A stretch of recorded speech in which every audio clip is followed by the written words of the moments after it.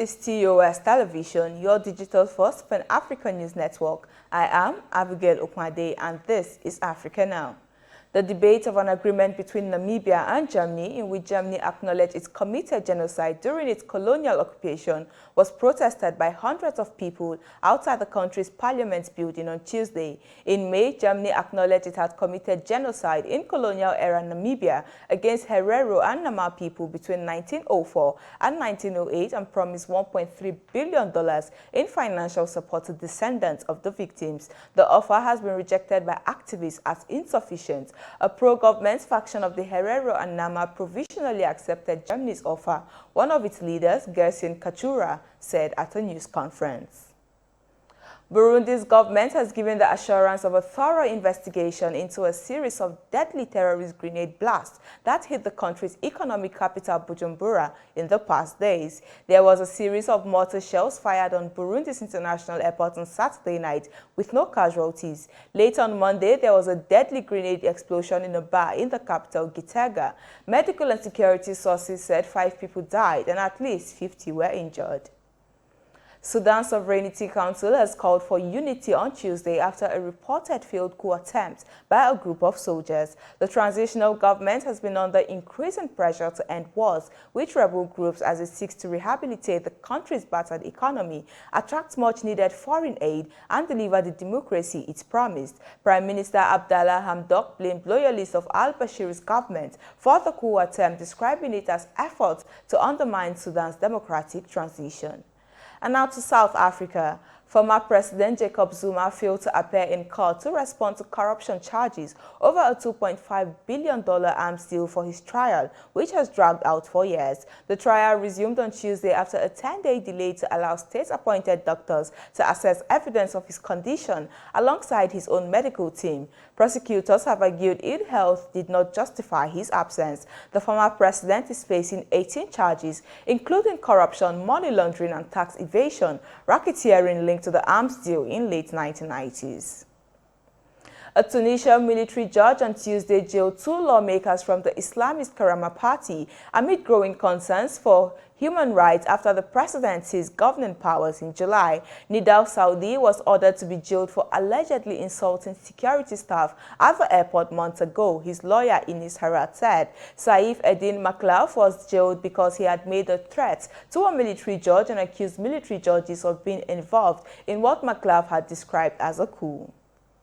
This is your digital-first Pan-African news network, TOS Television. You are watching Africa Now. Business stories and more coming your way after the break. So stay tuned.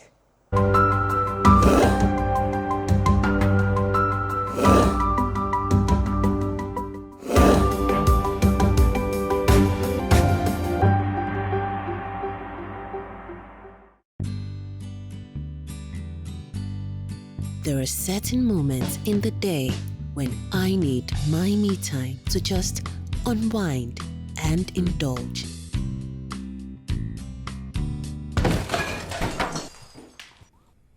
What is this? The Cadbury goodness is in every pack of Cadbury 3-in-1 hot chocolate, making you feel cheerful and pleasant. Now available in 30 grams and 450 grams. Welcome back. In business, Nigeria raised $4 billion via a Eurobond issue on Tuesday after investors demanded more than 4 times the amount on offer, the Debt Management Office said. The DMO said the West African country attracted a demand of $12.2 billion for the notes, which enabled it to raise the value of its initial offering by $1 billion. Nigeria opened its order book for the bond offering on Tuesday, aiming to issue the bond next week, according to a notice to investors. Nigeria and Ghana are racing to adopt a central bank digital currency as they look to ride the wave of popularity of cryptocurrencies in West Africa's 2 largest economies. Central banks in both countries have partnered with foreign financial tech companies to create digital versions of their currencies, joining the global trend of countries exploring the initiative. Nigeria, Africa's largest economy, will launch its e-Naira digital currency on October 1, while Ghana will start a trial of ECD later this month. A new report published on Tuesday by the United Nations Development Programme and Nigeria's National Bureau of Statistics said around 20% of Nigeria's workers suffered job loss as a result of the pandemic. Nigeria entered the pandemic on a shaky financial footing thanks to rapidly falling prices for oil, its most lucrative export, and a deteriorating security situation, the report says. The report, however, does not see a significant improvement in the labor force thanks to continued uncertainty surrounding the path of the pandemic and the ongoing struggle to secure enough COVID-19 jabs to inoculate the population.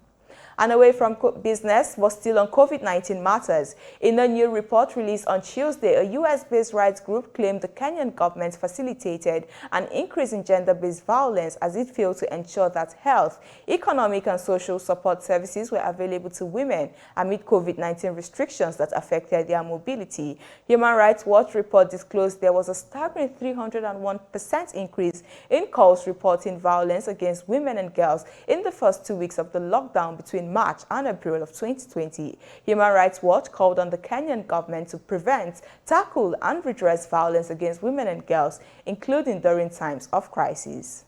And to sports, former Cameroon international Samuel Eto'o who helped Cameroon win the Africa Cup of Nations in 2000 and 2002, announced on his social media pages on Tuesday that he is to stand as a candidate in the race for the presidency of his country's football federation. The announcement by Eto'o comes amid controversy in Cameroon after candidates with dual nationality had been told they could not stand in the elections.